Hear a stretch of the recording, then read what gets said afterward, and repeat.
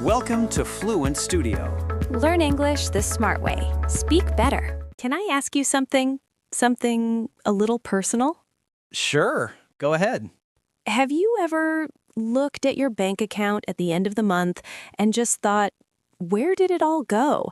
Like you worked hard, you were careful, but somehow the money just disappeared. Oh, yes. More times than I want to count, honestly. And here's the thing, the scary part. If you can't talk about money clearly in English, you can't manage it clearly either. You can't negotiate your salary. You can't explain a problem to your bank. You can't even ask a simple question without feeling embarrassed. That's so true. I used to avoid all money conversations in English. I just didn't know the right words. I felt completely lost. And that's exactly why we're here today. Welcome to our English Learning Podcast. I'm really, truly glad you chose to spend this time with us. Wherever you are right now, on a walk, on the train, just sitting quietly at home, just relax. This is not a test. There are no grades here. This is just a conversation. And by the end, you'll have real words, real phrases for talking about money in English. Real phrases, real situations, real confidence. That's the promise. Okay, let's begin. All right, let's start with a word that almost every English learner already knows, but uses wrong. The word is afford. Yes, people say, I can't afford it all the time, every single day. But do they actually know what it means? I think afford means you don't have enough money. That's what I always thought. That's close. You're not wrong. But afford is actually more interesting than that. It means either you don't have the money or you have it, but you choose not to spend it because it's not worth it to you. Both of those are can't afford. Wait, so even if I have the money, I can still say I can't afford this? Yes, exactly. If it's not the right use of your money right now, you say, I can't afford to spend money on that right now. It's about choice, not just cash. Oh, that changes everything. I always thought I could only say that when I was completely broke. Most people think that. That's exactly the mistake, and that's why afford is so much more powerful than people realize. Let's practice it together. Repeat after me. I can't afford it right now. Say it slowly. Don't rush it. Again, I can't afford it right now. I can't afford to spend money on that. That's something I can't afford this month. Notice how natural that feels. You don't need to explain yourself. The phrase does all the work. Common mistake. Many learners say, I have no money for this. That's correct, but it's a little blunt, a little too direct. In English, I can't afford it is softer, more natural, and it protects your privacy. You don't have to explain exactly how much money you have. Just try it. It feels better. Okay, now let's talk about how English speakers actually discuss money, not in textbooks, in real life, around the dinner table, with a friend at a coffee shop. Right. And there are 3 phrases I want to give you today. 3 really useful ones. The first, I'm saving up for. This means you're putting money aside, little by little, for something specific. I'm saving up for a trip. I'm saving up for a new phone. I like that one. It sounds positive, like you have a plan, a direction. Exactly. The second, I'm trying to cut back on. This means you're spending less on something. You're trimming it down. I'm cutting back on takeaway food. I'm cutting back on subscriptions I don't use. Cut back, like cutting something smaller, reducing it? That image makes sense. Yes, exactly. And the third, I'm trying to stay within my budget. A budget is your plan, your map for spending, and staying within it means you follow that plan. You don't go over. So, saving up is about the future, cutting back is about right now, and staying within budget is about the plan itself? That is a beautiful way to think about it. Yes, past, present, future, you have a phrase for all three now. Repeat after me. I'm saving up for something important. Now try your own. Fill in the blank. I'm saving up for... What came to mind just now? Hold on to that. Can I ask you something? Do you think most people actually have a budget? Like a real one? Honestly, no. Most people have a rough idea of what they earn and then try not to think too hard about the rest. But here's the thing. The people who talk about money clearly, they tend to manage it better because language makes things real. When you can name something, you can control it. So these English phrases, they might actually help your real finances too, not just your English? Let's call it a bonus, a very nice bonus. Useful phrases. I'm on a tight budget right now. You don't have much flexibility with money at the moment. I'm watching my spending. You're being careful, paying attention to where the money goes. Money is a little tight this month. A gentle, honest way to explain a difficult period. No drama, just facts. Okay, now here's something that surprises a lot of learners. Cheap and affordable. Are they the same word? Do they mean the same thing? I always thought so. Both mean not expensive, low price? They're similar, yes, but here's the difference. Cheap in English can actually sound negative. If you call something cheap, it sometimes means the quality is low, not just the price. Really? So if I say someone's gift is cheap, I'm being rude? Possibly, yes. It can sound like you're saying the person didn't care enough to spend properly. But affordable, that's neutral. That's positive. This restaurant is really affordable. That's a compliment. This restaurant is really cheap, much more ambiguous. You don't know if it's a compliment or a criticism. Oh, wow. I would have made that mistake without even thinking about it. Most learners do. And there's one more word worth knowing. Reasonable. The price is reasonable. That means it's fair. It makes sense. Not too expensive, not suspiciously cheap. Repeat after me. This is very affordable.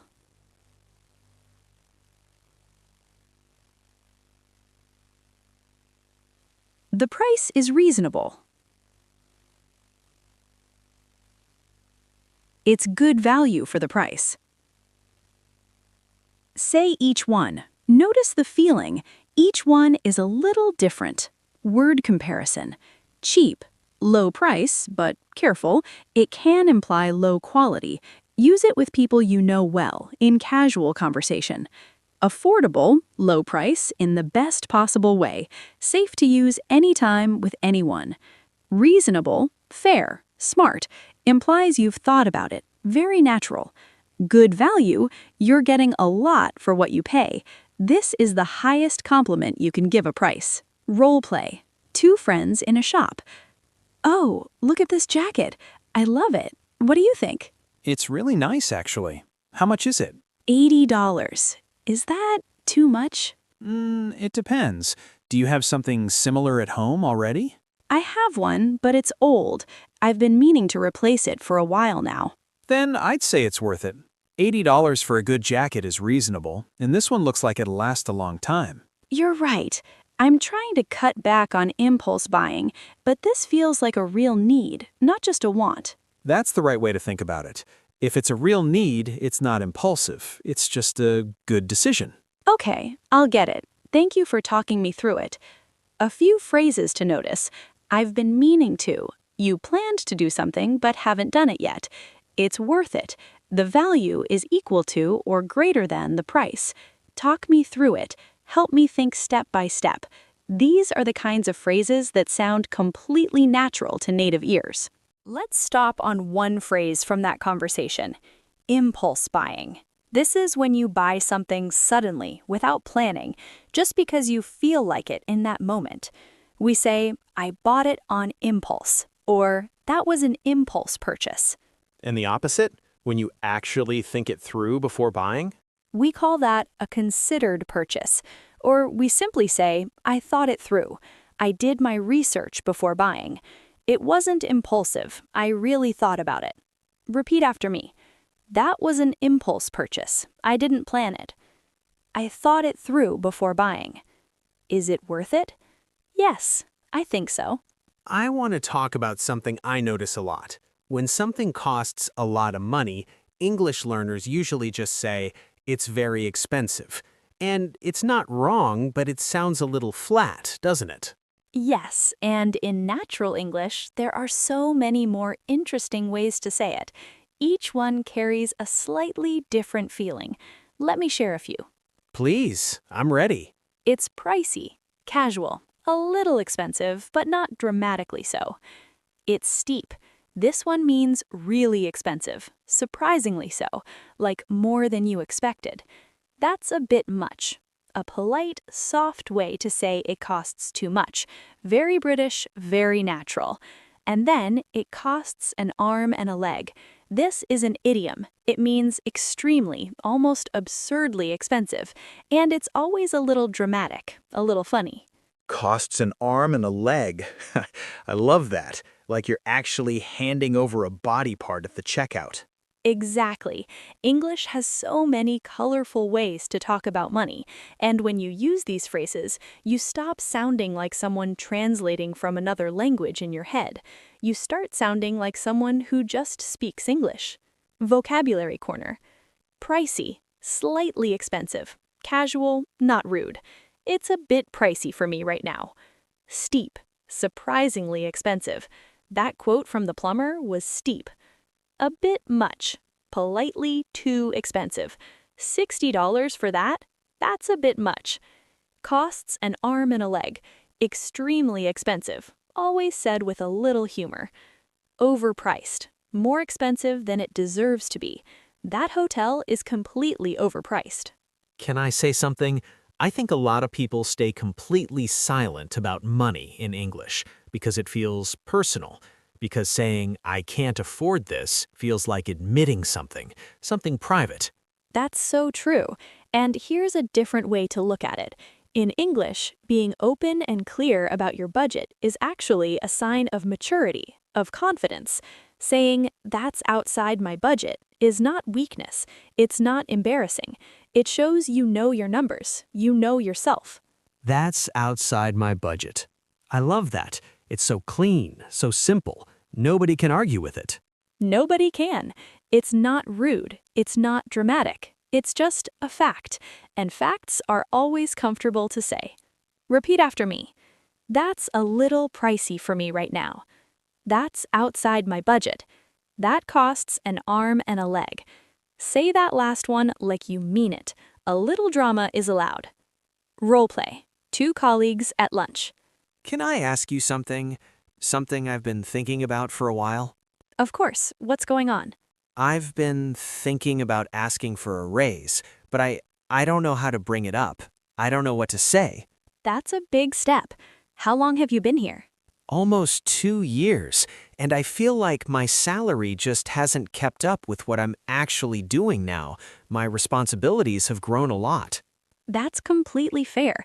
You should have that conversation. Just be calm, be professional, and be specific. But what do I actually say? How do I start? Something like this. I'd like to discuss my compensation. I feel my current salary doesn't fully reflect my contributions. Simple, clear. Don't apologize. Don't over-explain. I'd like to discuss my compensation. That sounds so much better than I want more money. Yes, compensation tells them you know what you're worth, which you do. Okay, I'm gonna try it. Thank you for the pep talk. Compensation is the professional word for everything you receive for your work. Your salary, bonuses, benefits, all of it, together. When you walk into a meeting and say, I'd like to discuss my compensation, that signals something. It says, I prepared for this. I know the language. I know my value. So instead of, I want more money, I'd like to discuss my compensation. Same idea, completely different energy. Exactly. Language is not just about meaning, it's about how you are seen. And in professional English, the right word can change the entire conversation.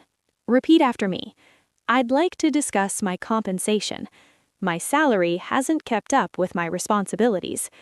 I believe my current role reflects more value than my current pay. These are sentences that command respect. Say them like you mean every word. How to ask about money politely. Now, something that a lot of learners find really awkward. How do you ask about money politely, like how much something costs, or how to ask for a discount without feeling rude?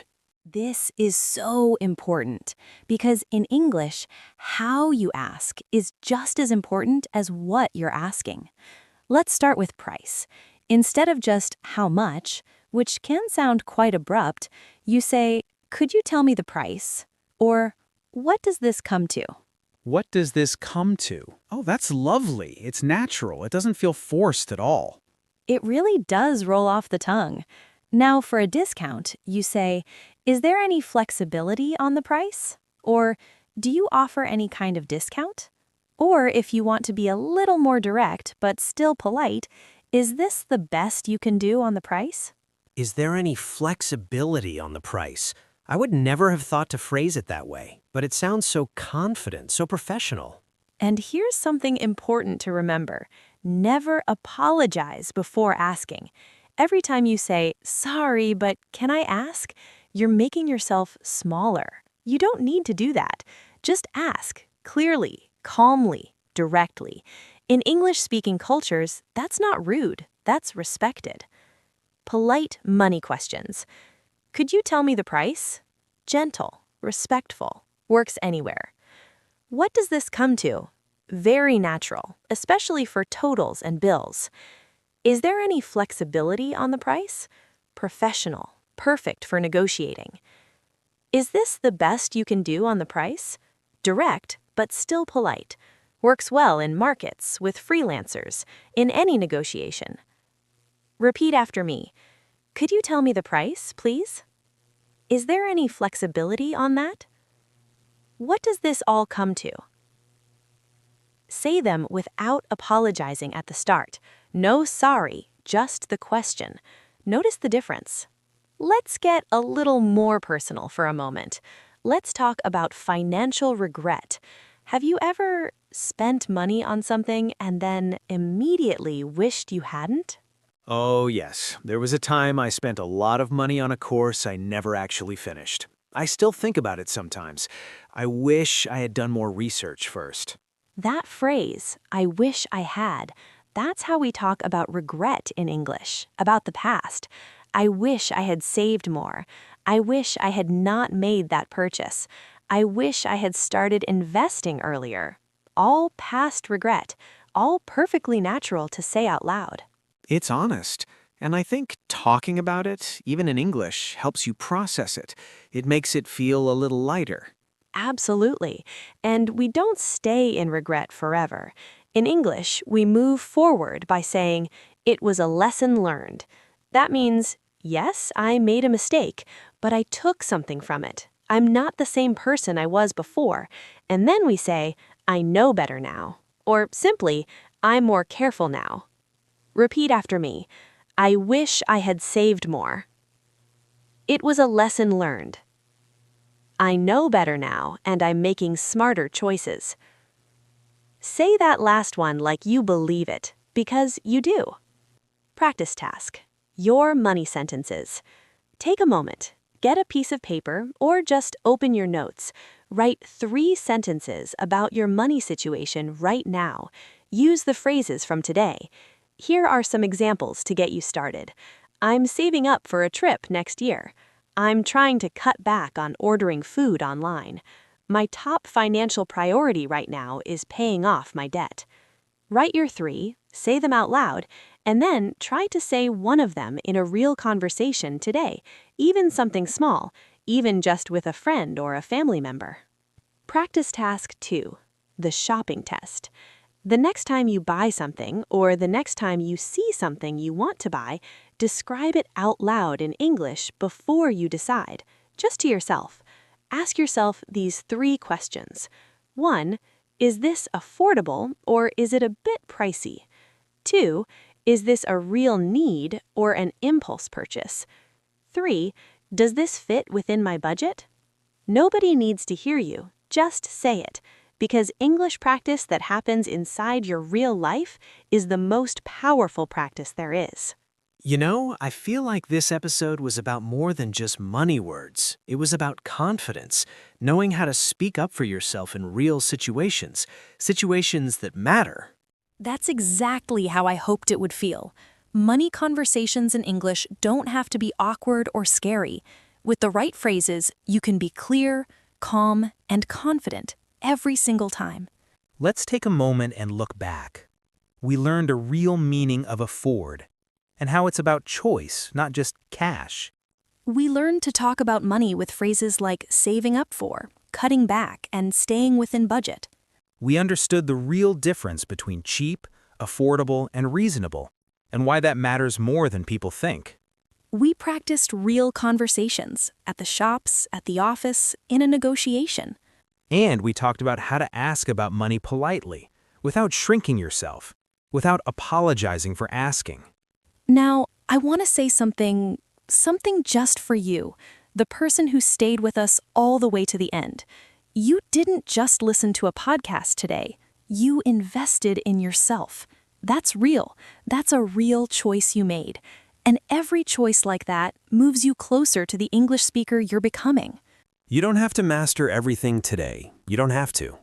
Just take one phrase, use it once, in one real moment. That's enough. That's more than enough. Try this today. The next time someone asks how you're doing financially, or the next time you talk about something you want, instead of saying nothing, instead of feeling stuck, say, I'm saving up for something. That's it. One sentence. Real English, real life. And it starts today. You are building something here, one conversation at a time, and we are genuinely proud of you for showing up. We'll see you in the next episode. Take good care of yourself, and we'll be right here whenever you're ready. Bye for now.